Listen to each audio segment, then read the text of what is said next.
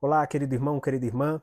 Hoje nós vamos aprender mais da palavra de Deus e hoje através do Salmo de número 24. Você sabia que esse Salmo de número 24, ele era cantado, celebrado no momento solene de entrada da Arca da Aliança, a Arca da Aliança que no Antigo Testamento simbolizava ali no meio do povo a presença de Deus? Graça e paz, meu nome é Juliano Nascimento e você está no Devocional Kairos. Seja muito bem-vindo, seja muito bem-vinda. Este Salmo de número 22, ele trata sobre a necessidade da santificação do povo de Deus. Ele desperta a nossa atenção para esse tema importantíssimo, que é a nossa santificação de vida.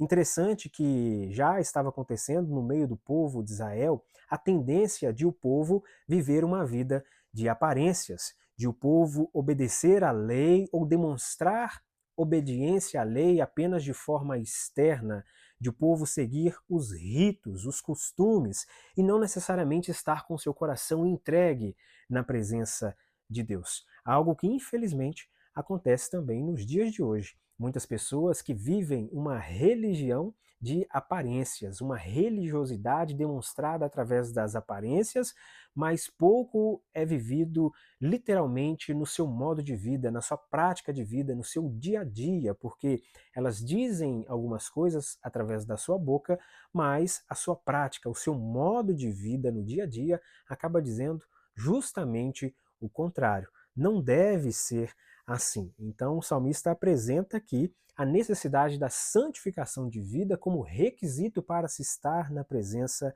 de Deus. Vamos perceber o que o salmista diz então a partir do verso 1. Do Senhor é a terra e tudo o que nela existe, o mundo e os que nele vivem.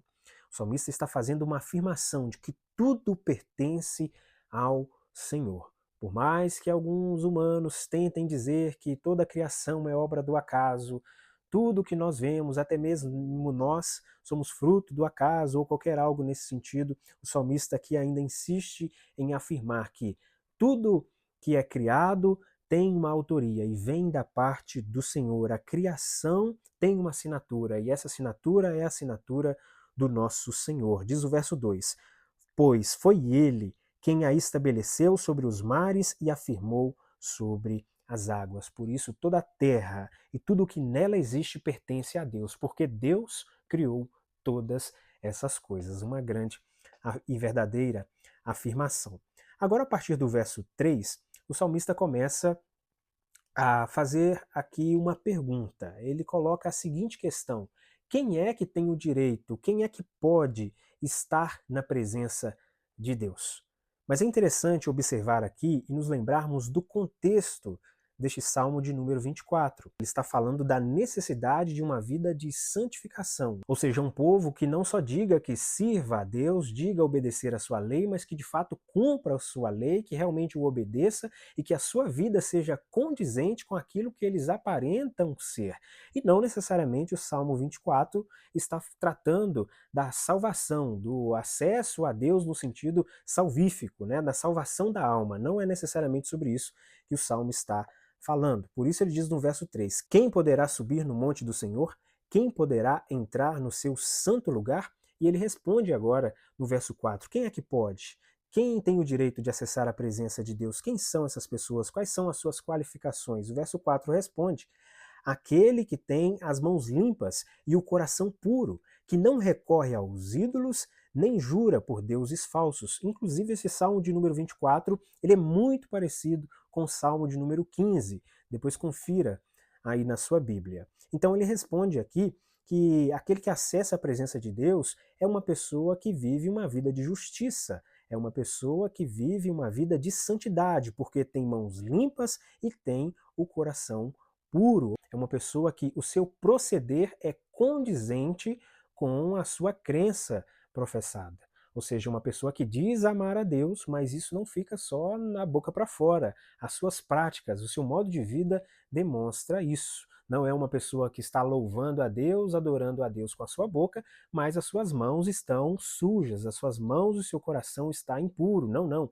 É uma pessoa que está proferindo louvor ao Senhor com a sua boca, mas também as suas mãos, de fato, o seu coração também está limpo. É uma pessoa que está vivendo uma vida de retidão e sinceridade diante de Deus, o que reflete uma vida de santidade. E ainda ele diz aqui depois da vírgula, também aquele que não recorre aos ídolos nem jura por deuses falsos. É uma pessoa que vive uma vida de dedicação única e exclusiva a Deus, ao Senhor único e verdadeiro. Ela não se prostitui com outros deuses, ela não adora outros deuses, ela vive uma vida exclusiva de adoração ao Senhor dos exércitos. E quais os benefícios dessa pessoa que vive uma vida de dedicação e adoração a Deus? Versos 5 e 6. Ele receberá bênçãos do Senhor, e Deus, o seu Salvador, lhe fará justiça. São assim aqueles que buscam a tua face, ó Deus de Jacó. Ou seja, são abençoados aqueles que vivem, trabalham numa vida de santidade. Então, quando nós encontramos aqui no verso 4 as qualificações daqueles que acessam a presença de Deus, de forma alguma o salmista aqui está dizendo que são pessoas perfeitas, plenamente perfeitas, mas pessoas que assumem uma condição de vida de santificação, caminham em obediência a Deus, porque nós sabemos, observando toda a palavra de Deus, que ninguém é perfeito. Inclusive, Romanos capítulo 3, verso 10, diz que não há nenhum justo, nenhum sequer, ninguém é plenamente justo. Todos nós dependemos da obra de Cristo para a salvação. A salvação requer a entrega de vida a Cristo Jesus, arrependimento dos pecados. Nós precisamos da justificação que vem de Cristo Jesus. Na realidade, esse verso 4 aqui descreve qualidades que aqueles que são justificados já a possuem. Ou seja, uma pessoa que já foi justificada, uma pessoa que já crê em Cristo Jesus, ela vai se empenhar em viver uma vida de santidade de tal forma que as suas mãos permanecem limpas e o seu coração permanece puro no Senhor. E agora, finalizando o verso 7, 8 e 9, aqui o salmista ele entoa um louvor ao Senhor, uma celebração ao Senhor. E diz aqui a partir do verso 7: Abram-se, ó portais, abram-se, ó portas antigas, para que o Rei da Glória entre. Quem é o Rei da Glória?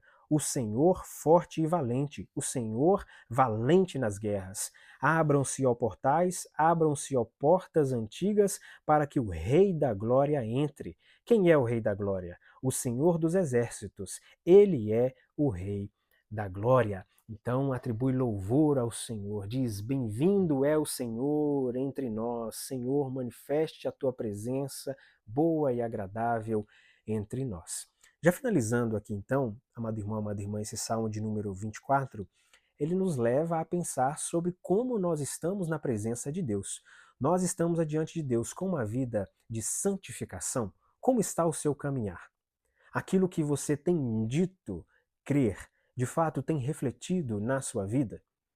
Tudo aquilo que você já entende da palavra de Deus, o quanto você tem colocado em prática na sua vida?